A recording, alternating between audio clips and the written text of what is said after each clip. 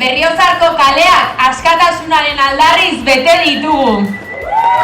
Gu isian hartzen eta debekatzen saiatu ziren, baina beste behin erakutsi dugu hemen badela herri bat. Hemen badela askatasunez bizi nahi duen herri bat.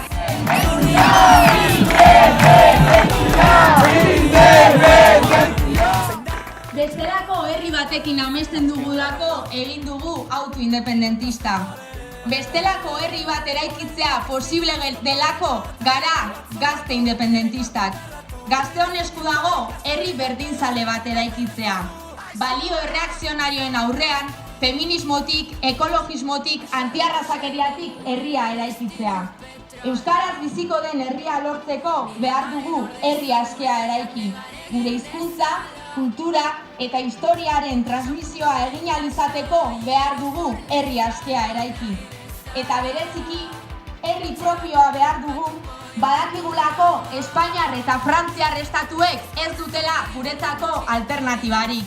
Guretzako debekua besterik ez dute, azken aste hauetan ikusi dugun bezala.